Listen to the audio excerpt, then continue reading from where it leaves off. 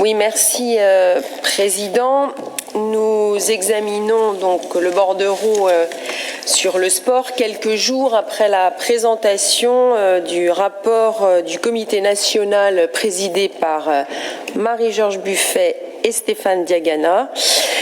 Et je ne crains pas de citer y compris une personnalité communiste, chers collègues, qui a été ministre des Sports et qui connaît très bien le milieu, tant le diagnostic qu'ils ont posé est largement partagé.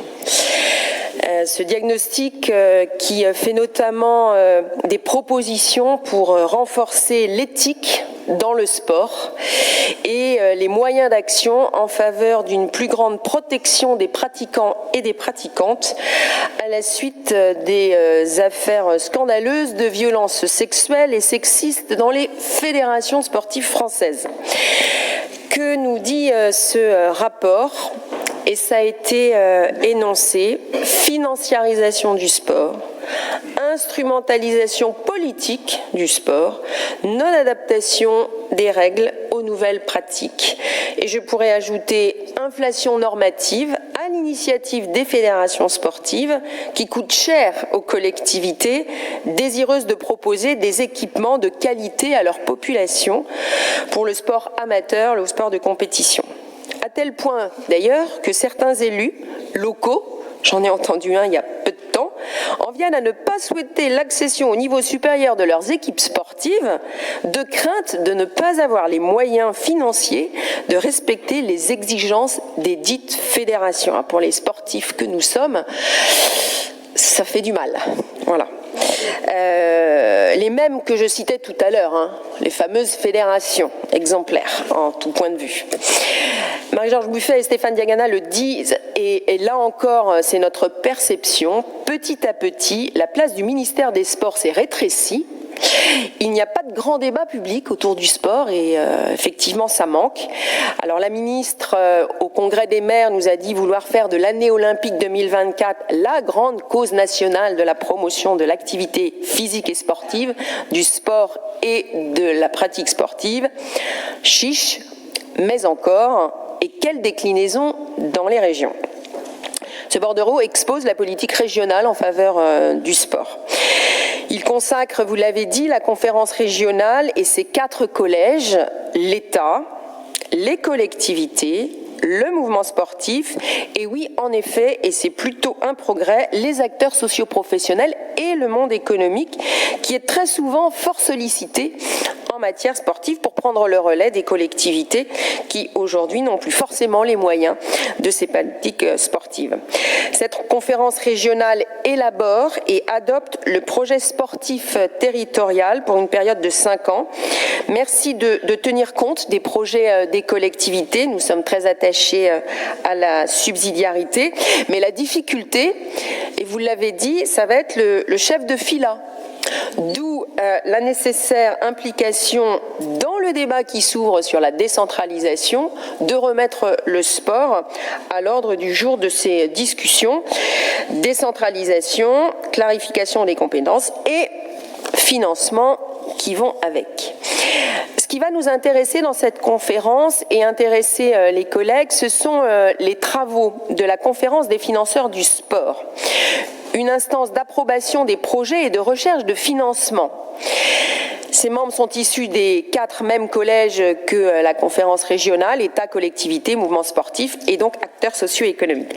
La conférence, et vous le dites, a un positionnement hybride, où l'on apprend qu'un projet peut être labellisé s'il remplit plusieurs conditions. La cohérence avec un engagement prioritaire du PST, ce qui paraît logique, le portage par au moins 2 membres de la conférence et l'engagement d'au moins un cofinanceur supplémentaire. Enfin, la durée du projet doit porter sur une période de 3 ans à minima. Est-ce que vous pouvez nous donner des exemples concrets de projets qui répondraient à ces critères ? Dans le bordereau, il est question des ligues. La Bretagne compte 80 ligues régionales qui sont des organes déconcentrés des fameuses fédérations françaises qui bénéficient d'une délégation de service public par le ministère des Sports.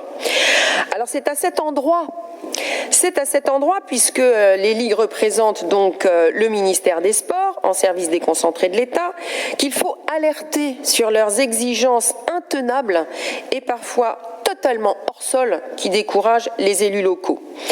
À moins qu'ils ne soient capables d'aller chercher des financements, ce qui est peine perdue, donc s'il vous plaît, stop à la logérée des normes.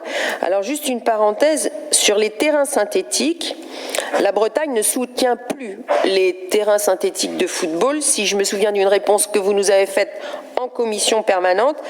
Alors, s'ils utilisent le plastique, mais par exemple, s'ils utilisent le maïs. Et deuxièmement, j'ai noté vos propos sur la non-artificialisation. Il sera difficile de construire des terrains de sport à la verticale.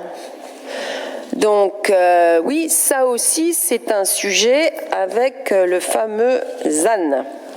Sur les clubs, et ils sont nombreux à souffrir de l'inflation, de l'augmentation du prix du carburant.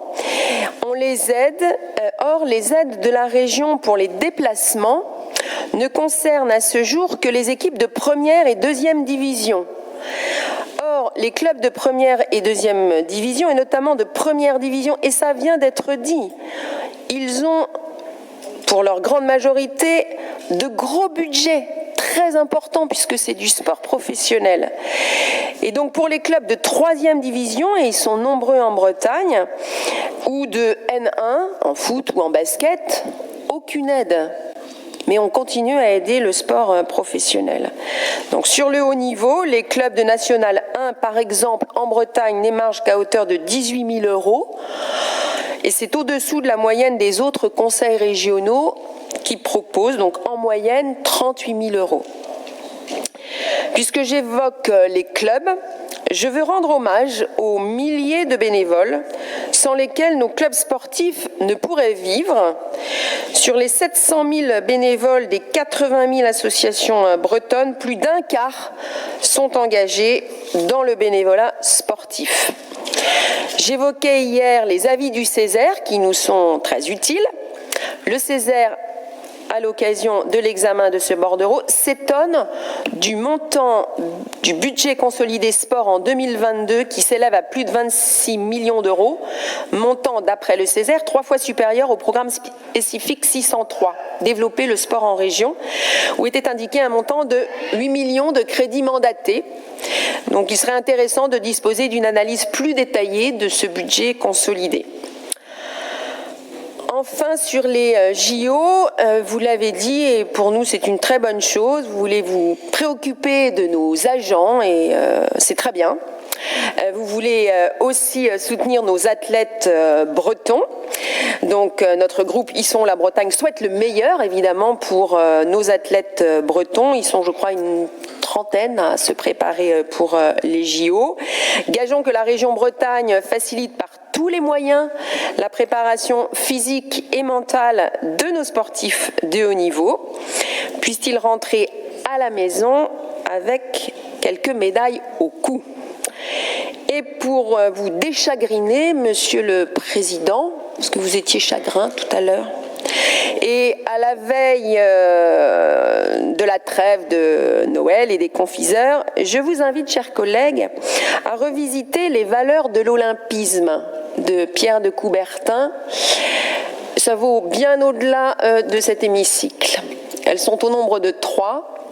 Promouvoir le développement des qualités physiques et morales qui sont au fondement du sport. Éduquer les jeunes par le sport dans un esprit de bonne compréhension mutuelle et d'amitié dans le but d'aider à construire un monde meilleur et pacifique. Respect. Et diffuser les principes olympiques dans le monde entier. Créer de la sorte une bonne volonté internationale. Il y a un peu de travail. Je vous remercie.